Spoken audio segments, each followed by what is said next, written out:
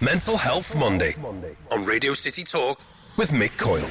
Radio City Talk. My name's Mick Coyle. Welcome to Mental Health Monday, back for another week. Really busy week from the world of mental health this week. We are expecting, as part of the Chancellor's budget speech, for him to put forward some cash for mental health. We will be hearing this week whether or not that is new cash or whether it is previously set-aside cash. We'll take a look at that as part of Mental Health Extra, which will appear with Jake Mills on your Twitter feeds and on your podcast feeds as well tomorrow. That's Tuesday. In the meantime, we're going to take a look at an issue, really serious issue, which affects many different people in many different parts of the world. We're going to take a look at it from a Merseyside perspective. The issue of domestic violence, the people who are victim of it, but also the people who are perpetrators of it, and how mental health becomes a key factor in all of that. We've got Kevin McDonald and Maureen Harris with us in the studio.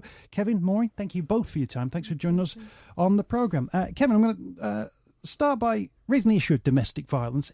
It looks like many different things. The sort of, within the industry, if you like, what's the ongoing sort of definition, if you like, of domestic violence? Because it's a very wide thing now, isn't it? Yeah, that's absolutely spot on. I think automatically a lot of people will just make the assumption that it's physical abuse. And straight away, if you mention domestic violence, to a lot of people in general, straight away, that's what they consider. But it's not. It covers a whole variety.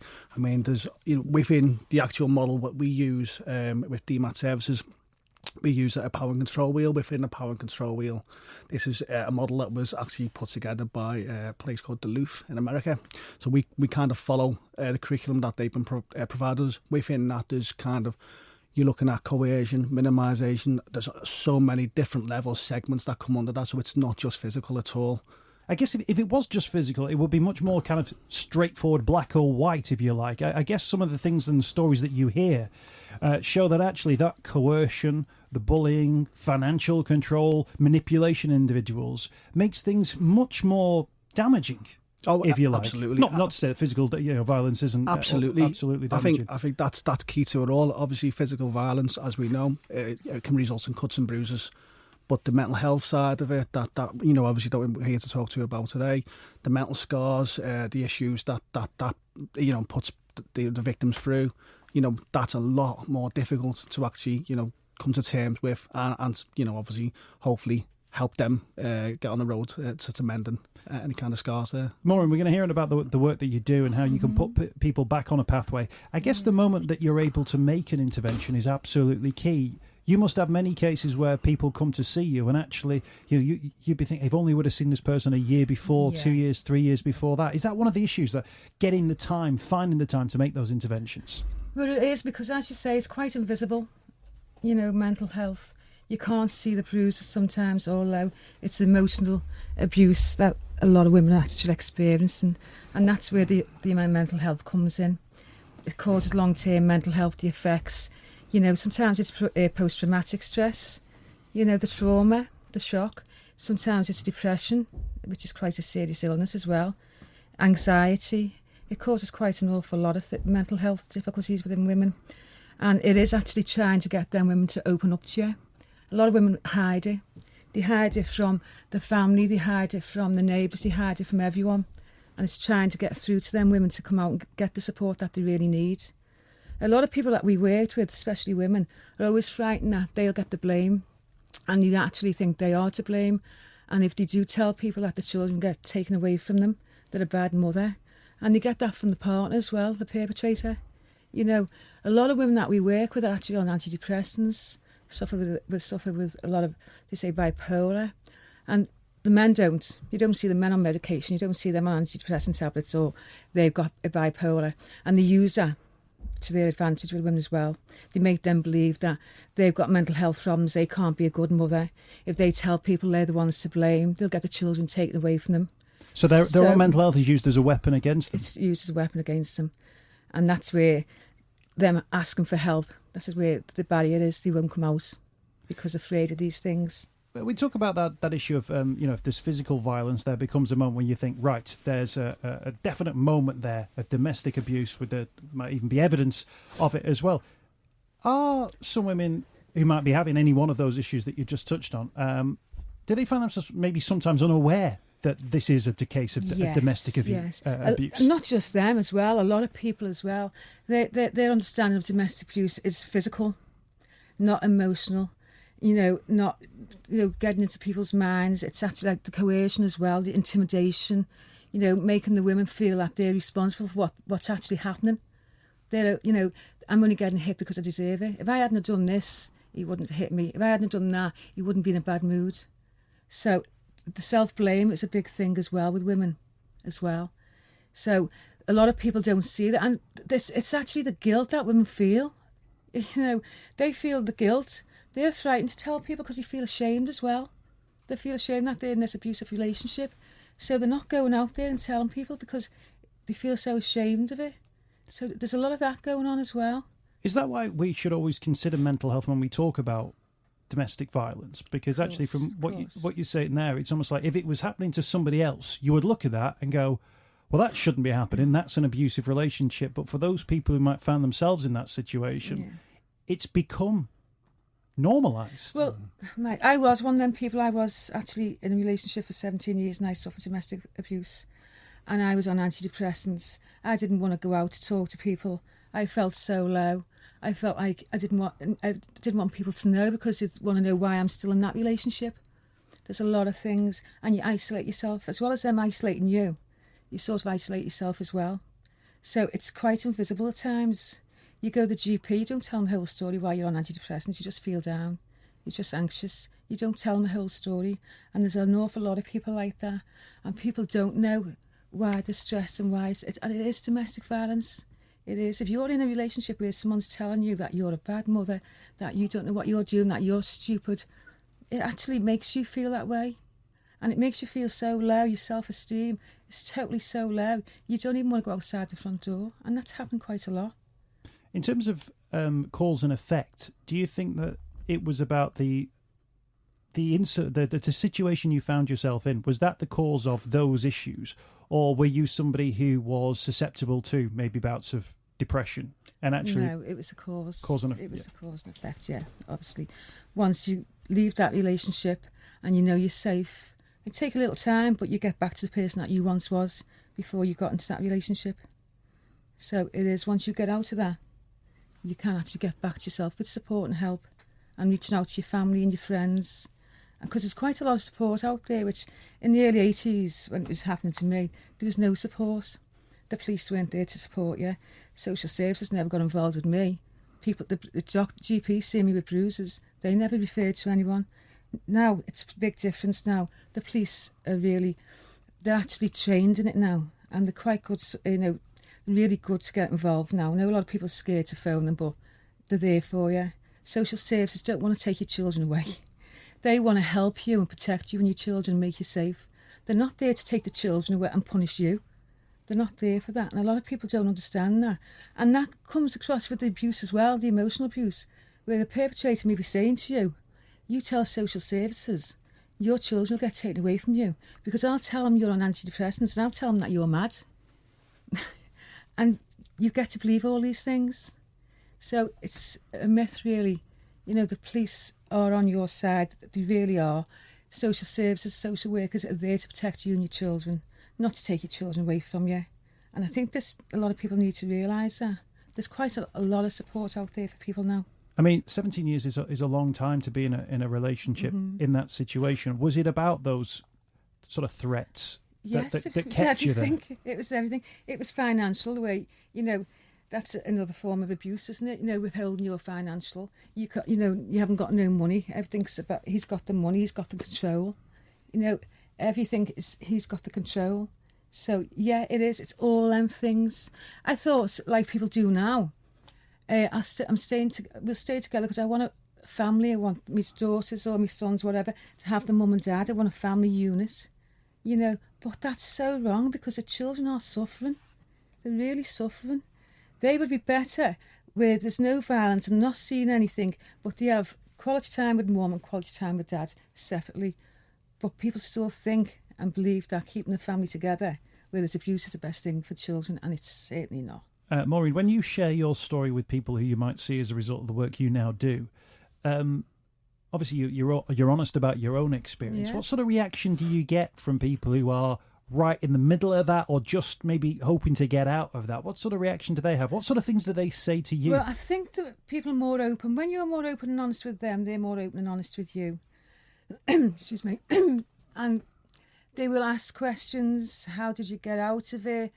But he will change, and I'll be honest and open, and I'll tell him exactly how I thought. I thought exactly the same. You know, he'll change. Things will get better. The children are better with mum and dad than without, two separate parents. And I just explained that there's lots of support out there. And there's still, and I know for a fact that people are frightened to call the police and they are scared of social services. But that's not the case. They shouldn't be. We've got Maureen Harris and Kevin McDonald. We're going to talk about the work they do through DMAT. Kevin, when you are dealing with a situation like this, obviously there are crimes being committed, crimes that may well be dealt with by the court system. But then people then find themselves in a situation which isn't the situation they hoped for or planned for, that other people might be involved in with kids and so on and so forth. I guess to get people on the straight and narrow when it comes to their own mental health puts them in a better position to make good decisions about how they move forward. How much of the work that you do is about that, putting people in a position to be able to make decisions about their own future on their own terms, if you like?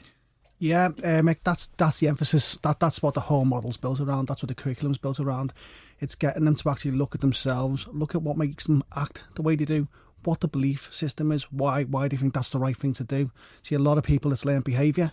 They may have seen it themselves from within their own family. It could be cultural, could be from, well, that's the way that the father or the dad's the master of the castle. He sets the rules, and everybody follows suit, and whatever he says kind of goes. So it's getting what we do. We basically get them to look at, certain actions. Only recently we look at non-violence and violence. But what actually is more powerful? So when you kind of use, even last week we were talking about the American Civil Rights Movement, talking about Martin Luther King and how he used non-violence, and obviously the message from that is a lot more powerful. Well, or the ultimate, what the success of it was more powerful than had he gone down the violent route. So it's kind of getting them to reflect themselves on their own behaviour and say, well, when did I act that way? Did I look at it? And it's amazing when you kind of see sometimes it drops and you get the reflection from them, and they can be open and honest with you. But it's really good when you can get, when you can say, well, actually, no, that was wrong. They identify it, but they question their own beliefs, they question their own belief system. Well, actually, was my dad right? And now we're getting to a point where, they're able to look at it and go, well, actually, no. It's interesting, obviously, because you guys work across both victims and the perpetrators as well. So when you talk about perpetrators and learnt behaviours, is it ever the case that sometimes victims have that as well? That if they come from a family where, if they've seen abuse from father to mother, maybe, that actually they might think that that's normal, a normal relationship? Definitely, yeah. I think that's definitely, that's basically bang on, really, because they'll go into it, well, I grew up with it, it's normal. It's accepted. And again, I think like Maureen was pointing out before, where they don't believe that they can go to anyone, speak to anyone, they don't know where they can go, they don't know where the support is, or they don't actually believe there's anything wrong, because that's what they've grown up with. So it's kind of, it's okay, I probably deserve that, and unfortunately that is the case. So it's about, getting them to get that inner strength back, and basically, again, like I said, about beliefs. Well, just because it's always been that way doesn't mean that it should be that way. But it's quite a big thing for anyone to do in their life at any one time, to kind of look at themselves from the outside in and kind of go, right, what are you doing? Why are you doing it? Why have you found yourself in that situation? What's going on around your life that means you maybe are in the wrong place, in the wrong relationship? That they're big decisions to make, and actually, I imagine that people who are the victims of this, their lives might be slightly chaotic. They're not in a position to be able to go on, a week-long retreat and reflect on their lives. The things that they're going through on a daily basis have become such the norm. That the idea that there's a bigger picture is hard to find. We've also got another programme that's called See the Signs, that we intend to go into schools with this as well. And it's like what we just said before, domestic abuse, it's just not being hit, it's not bruised, it's quite a lot of things. And we want to go into the schools with this as well. And, teach young people before they go into a relationship, what is abusive behaviour, and what is acceptable. So we want to go in with that because, as you just said, people, children and adults, think it's normal to, to be emotionally abusive, to be intimidating. They think it's normal. So we want to try and get with the young ones as well, before they go up there, and explain to them what a good, healthy relationship is. I guess that's such a key intervention as well, because if somebody has witnessed abuse within the home and thinks that's the norm and then goes about perpetrating that abuse, there's a moment where, to a certain extent, at some point they're the victim, and then they turn from victim into perpetrator. And I guess it's about, if you can make the intervention before they make that decision, then that can be absolutely key, not just for their own life and their own life choices, but of course the people whose actions they affect. Yeah, that's why we've actually brought that. See the signs from America, we brought it, and that's what we want to do. We want to work with the young people, and not just take this into schools either. Take this into the workplace. Teachers. A lot of people. I find it a struggle sometimes because I'm so used, because I know all about it, that people don't understand. We had one of our male perpetrators in our programme last week. He said, "I never knew." He said that was abuse.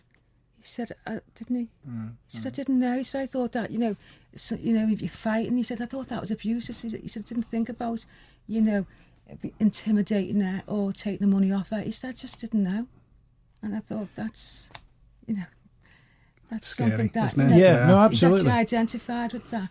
That the programme is all about getting, the men to think about these behaviours and why, and what will be the outcome of when they behave in certain ways, and what actions, and they're actually doing that. And it's about getting them to be accountable for the behaviour and accept the responsibility. And it's not going to happen overnight. It's not going to happen over a weekend. It's a 26-week programme, and it can go on longer if they can stay there for the whole year if they choose to. But it is a long programme, and it is about them doing the work themselves and sitting and reflecting on how they behave and their thinking. It's like, the young girl I spoke to not so long ago, we were talking about jealousy, and she thought that because she was happy her boyfriend was jealous because she thought that was a sign of love. She didn't realise it's a sign of control. And, I'm talking to the men about that as well. They're thinking actually, aren't they, about that they didn't realise that they were actually controlling. So it's getting them to think about how they react and their thoughts and what their belief is. So it's a long process, but it's actually, there's some good outcomes. We've got Maureen Harris with us in the studio, and Kevin McDonald. DMAT Services, they've got a website, DMAT, DMAT, serviceslimited.co.uk. We'll get all the links up on our social media, so don't worry about that for now. We're talking about mental health, but of course linked to domestic violence and its various different forms. Kevin, we're going to touch on this now, the perpetrators of domestic violence. And Maureen, I know it's something you're really passionate about. If we are going to break the cycles of domestic violence, that it's the perpetrators that we deal with. Of course, let's offer all the support in the world we can to those victims, but actually, unless we deal with those perpetrators, that becomes something which is ongoing, and that's one of your really sort of passionate points on this. Yeah, I mean, the victims, when the relationship breaks up, the perpetrator will go on to another relationship, maybe another relationship, and it continues, and the women continue to suffer, and so do the children. So that could be numerous families. So if we want to stop all this, which we're never going to stop, but if we want to try and reduce all this, we have to deal with the perpetrator. We have to try and get him to change and be accountable for his action. So let's deal with that, and then hopefully this will reduce. Women will need a lot of support, and we need to look at the children in this as well. The children suffer mental health problems. They're witnessing domestic abuse. They're going to school being frightened, not knowing what's going on at home with mum. They're actually going to suffer as well, anxiety, depression. They isolate themselves. So it's a whole big thing that needs to be looked at. And by dealing with the perpetrator, the problem, the source, we can try and help these families more. Kevin, if people would say, what does somebody who goes about committing domestic abuse look like? People almost have these sort of cartoon character images in their head of the fella who drinks too much, he's a bit burly, a bit of a Neanderthal, unshaven. I think that probably comes from movies or old TV shows and things like that. What do they look like? Well, I totally agree with the perception. That's absolutely spot on. And if I speak to anybody, even friends, about what I do, that's exactly the same perception you get. But that's so untrue. But this can happen in any and every relationship. These people can be, the top professionals in the country, but obviously you're probably less likely for their partners to actually report the crime. I think that's the big difference. I think it's a lot easier to point the finger and say, well, such and such on a council estate, that's typical, and they've got a drug issue or they've got an alcohol issue. But no, I wouldn't say that they look like anyone in particular. They look like everybody. They look like all of us. So no, it's definitely not a certain type of person, and especially as we touched on before, it's not just the physical aspect. It most definitely is the mental side. And obviously there's some people who may be more more powerful or may have great careers and maybe used to kind of getting their own ways and saying they might carry that on throughout their life. How have the perpetrators justified it within their own minds? What's going on inside their heads that they're thinking, I get away with this. This is fine. This is normal. This is what I'm allowed to do. Well, exactly that. It's because they think it's normal, because they believe that's what it is, and that's the way they've been brought up, as I say, because it is part of their belief system, and that's why it's important to tackle that belief system. And again, like we've touched on, they don't understand it, a lack of understanding themselves of what it is that they're actually perpetrating. As it might not necessarily be actually physical, but the thought of actually, no, you're not going out tonight, I don't want you to go out. That guy, it's still abuse. In terms of, then you talk about the 6-month programme, 26 weeks is a long time, but actually it sounds like what you're talking about. You almost need to deprogram somebody and then reprogram them again. So that will be a lengthy process, right? Oh, it's absolutely a lengthy process.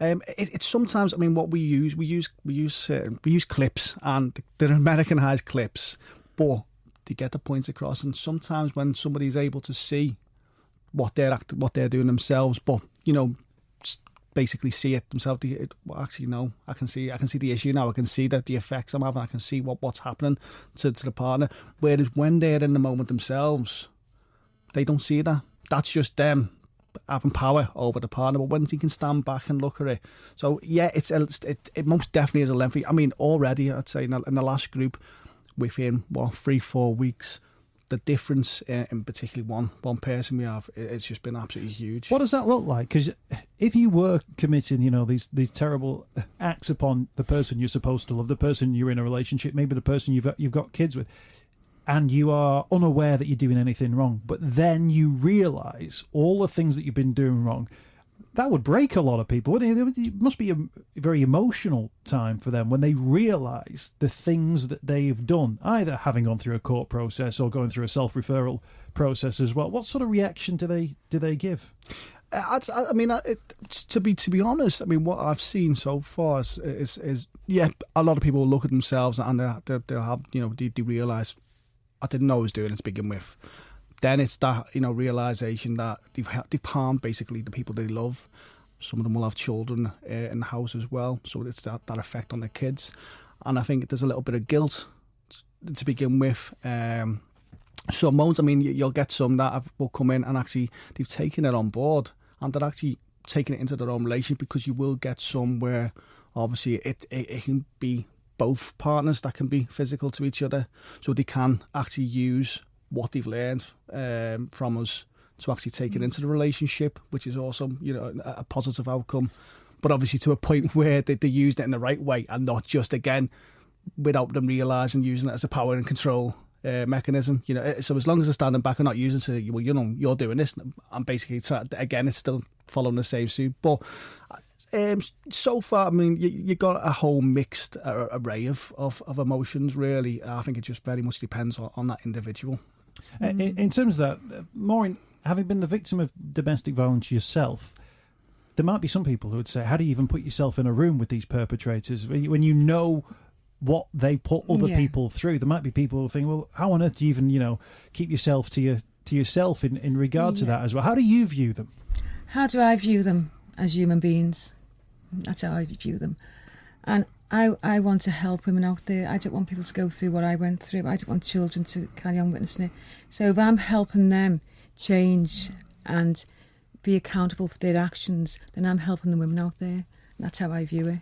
And I guess to them, you would be somebody who is offering their perspective, maybe from the point of view of their own partners, maybe a point of view they haven't heard before. So when you offer your thoughts to them about the impact of their behaviour and what it can do to people, do they see an insight that they maybe hadn't seen before? Well, I can see the difference from when someone's first started a programme. They will blame the partner for their behaviour, and that's their thinking. If she hadn't have done that, I wouldn't have done that. A few weeks down the line, they can start accepting the responsibility, and that's where we can see the change. They can start seeing that it was them that done that, not the partner, and they start thinking of why they done that and start changing, and we can see the difference as the weeks goes on. From the beginning, where it's the partner's fault that they hit her, she hadn't come in and said that. If she would have done the dishes like she was supposed to do, etc., then he wouldn't have hit her. But now they are actually accepting the responsibility and realising and thinking about what they're doing, and we can see the change in them, and that's making it all worthwhile. Not saying everyone that's on the programme is going to change. We're not saying that, but if 2 or 3 change, that's a lot. And that's a break in the cycle that that's a break you in the touched cycle. on. Yeah, and we do. We accept that there's female perpetrators out there. It's not just women that's the victims of domestic violence. And in the near future, we are hoping to have a programme for female perpetrators as well. But at the moment, because the statistics are so high for the women, we just want to concentrate on this at the moment. Those issues in regard to women when they go through a process like this, maybe go through the work that you do, and they get an understanding really of what they've done within a wider context, that you've been able to sort of help them in regard to that. In regard to their own mental health, those issues that might have, the low self-esteem, the low confidence, the anxiety, how quickly are you able to break that down, to put somebody on that positive footing? You talk about the 26 weeks. When you're dealing with the victims and you're trying to get them back on their feet, how quickly can you offer them something which they've not had? It might be for weeks, months, even years, decades maybe. Right. Okay. Support. We actually go out to the ex-partners of the perpetrators that we work with. We go out and we do an assessment with them. Okay. We will find out if they're suffering, with low self-esteem, anxiety, and we have resources that in the office that we work in. We've got Talk Liverpool actually based there as well, and they offer psychological counselling. It's called now Talk Counselling, and they will offer that, and they go through all this, what they've experienced, anxiety, there's low self-esteem, and the waiting list is not so long. We will support them going there as well. And there's other support systems out there that we will actually signpost them to. Obviously, they're not going to actually be 100% straight away because we've been through it for long, but trying to get them in a safe place, in a safe environment, where they will be able to actually accept all the support. It will take time, but they will get there, but they've got to accept the support. Is that the answer, do you think? That actually it's not just from organisations like your own, it's that wider support that's out there? Yeah. Which is a big shift. It's community-based. We're all, we've all got responsibility out there, to help women like that's going through this. And it is a community-based thing as well. Family, your local children's services, your police, we all come together and should accept that support. When you've seen somebody go through the process, Maureen, maybe somebody who's had a similar experience to your own, what's that like for you when you see them maybe setting up on their own, maybe moving into a fresh new relationship, a healthy relationship? It's a fantastic feeling. It's a really fantastic feeling. It's just great to see someone safe and to get back to the person that they were before. And it does happen quite a lot with that support. Yeah, it's great. But we do need to ensure there's programmes like ours out there, and that we are, getting funding and support for people to go on these programmes, because this is what we need to treat. We need to treat this, because we're not going to break the cycle at all. I actually, before I started this programme, before I started this programme, I had a look what was out there for perpetrators, and there wasn't much. So I did some, research, and this is when I seen the Duluth model, based in Minnesota in America, and I really liked it. I contacted them, the people who run that and facilitate that, and decided that I would go over there and do the training. So I went over to Minnesota, I'd done the training, worked with all the facilitators, spoke to a lot of the perpetrators who'd completed the programmes, got lots of positive feedback off them as well, how it changed their lives. Actually spoke to 2 facilitators who were perpetrators as well and gone on to facilitate. And that's when I decided to bring it back here and put it in place. And worked really hard getting this together as well. I just feel that if we got the funding to support people to attend this programme, it would be really successful. We get a lot of people phoning, self-referrals. We've got quite a few people self-referrals on our programme now, haven't we? Which is really, really good. But we've had people phone as well who are not being able to go on the programme because they can't finance it. And it's so frustrating. There's people out there. We'll put a link up on our social media to your website. It's DMAT Services, DMAT Services Limited.co.uk. But we'll get all the links up on our social media and on our Facebook and Twitter posts for this one. And thank you both for your time. Really interesting conversation. And I think something which I think will give people a lot of fuel for their thoughts on that one. Kevin McDonald and Maureen Harris. DMAT Services is the name of their organisation. If people want to share their own stories with this one, do drop me an email, mick@radiocity.co.uk. That's mick@radiocity.co.uk. Mental Health Monday On Radio City Talk. with Mick Coyle. Tackling the stigma. Radio City Talk.